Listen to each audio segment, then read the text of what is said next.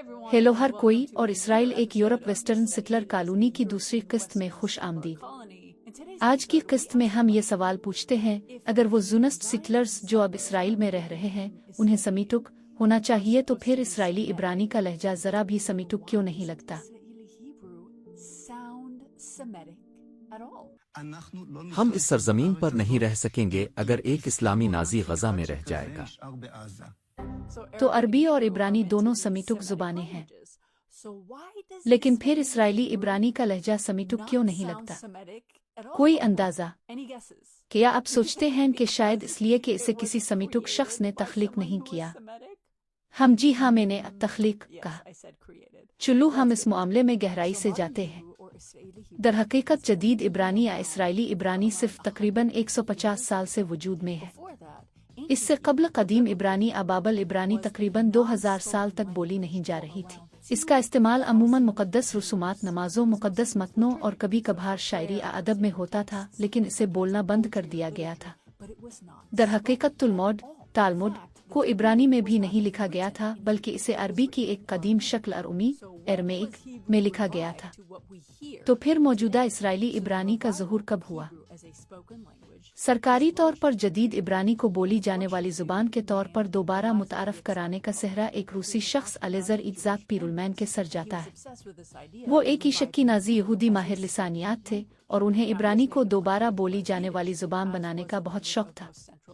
अब उनकी असल ज़ुबान यिडिश थी, जो इस वक्त वस्ती और मशरक़ी यूरोप के यहूदी लोग बोलते थे।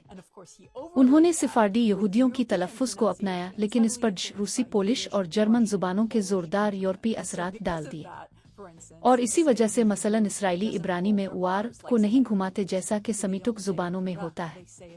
वो ओ नहीं कहते बल्कि ओलेह ओ कहते हैं, मसलन इसराइल। दुरुस्त।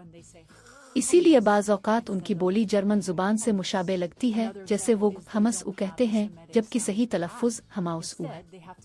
एक और मिसाल, उनके पास समीटुक हर्फ ओलेह उ की बजाय ये की आवाज़ नहीं होती, इसलिए वो तालियां के बजाय आलियवा उ कहते हैं, और यही वजह है कि उनका लहजा अरबी या कदीम इब्रानी के मुकाबले में इतना हमवार और फ्लैट लगता है।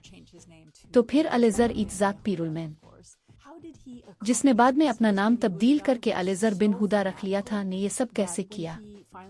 बन हुदा इस हद तक जज्बाती था कि जब इसके बेटे अतमार की पैदाइश हुई तो इसने इसे तमाम दीगर ज़ुबानें बोलने से बिल्कुल मना कर दिया और सिर्फ इब्रानी बोलने की इजाज़त दी। यहाँ तक कि जब इसकी बीवी ने इसके बेटे को रूसी नगमा सुनाया तो इसने इस पर भी बिरहमी जाहिर की और उन्हें सख्ती से मना कर दिया कि वो बेटे से किसी भी दूसरी ज़ुबान में बात करे या गाना सुनाए। वो बिल्कुल फ़िरका वाराना इंतहा पसंद था, और इसी वजह से अतमार बिन हुदा को जदीद इसराइली इब्रानी का पहला मकामी बोलने वाला तसव्वुर किया जाता है। और एक बात, इस पूरे ख्याल कि इब्रानी को दोबारा बोली जाने वाली ज़ुबान बनाया जाए को असल यहूदी बरादरी, खुसूसन अर्थोडॉक्स और मुक़द्दस यहूदियों ने मुस्तरद किया। उनके नज़दीक इब्रानी सिर्फ नमाज और मुक़द्दस रसूमात के लिए थी। ये रोज़मर्रा की आम बातचीत के लिए नहीं बनाई गई थी, ये एक मुक़द्दस और आला ज़ुबान थी। अलावा अज़ीम फ़लस्तीन में पहले से रहने वाले यहूदी जो वहाँ सदियों से रह रहे थे, वो अरबी बोलते थे। अरबी ही उनकी मुश्तरका ज़ुबान थी।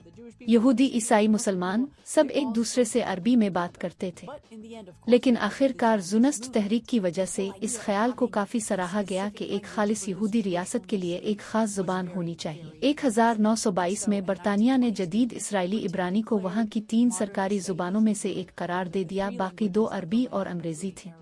और एक बात शायद आप सोच रहे हों कि गाना हवा नाजीला को कदीम तरीन गाना समझा जाता है जो सदियों से मुंतकिल होता रहा, लेकिन हकीकत यह है कि जो गाना हम आज जानते हैं वो सिर्फ 1918 में इब्रानी में तब्दील किया गया था।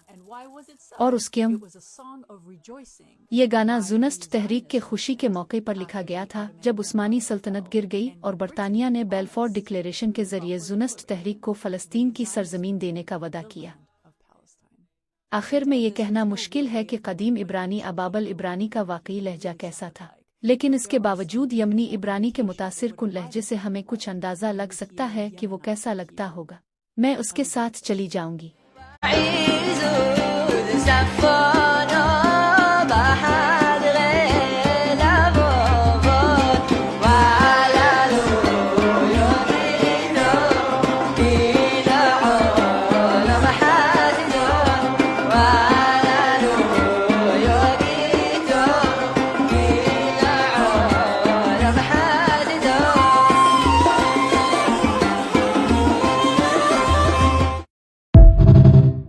स्टार हिंदी उर्दू की आवाज, हर जबान की तहरीर। लाइक, कमेंट, सब्सक्राइब और शेयर कीजिए।